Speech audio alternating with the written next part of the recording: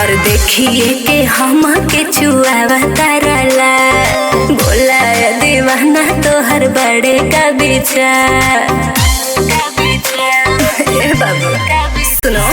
और देखिए के हम के छुआवा तारला बोला दीवाना तोहर बड़े का बिचार। रंग तोहर रूप जैसे किला हऊ का तोहर आँख नीला नीला बातू सिला हऊ का तोहर आँख नीला नीला बातू सिला हऊ का।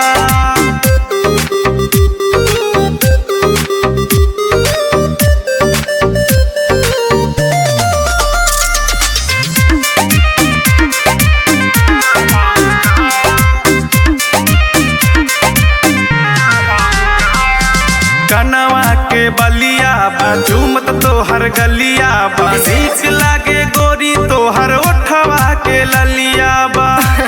तो सुना ना ए हो बाटे रूपा के हमारो अजबोई कहानी सबके हु करल चाहेला मन माने। ऐसे काहे बोले लुका टीला हऊ का तोहर आँख नीला नीला बातू सिला हऊ का तोहर आँख नीला नीला बातू सिला हऊ का।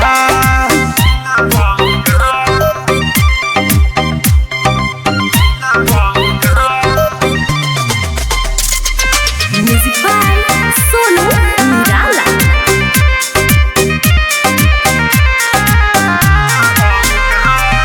कमर कमानी बा उतरल ना पानी बा लागता कि ढाह देबू ऐसन जवानी बा।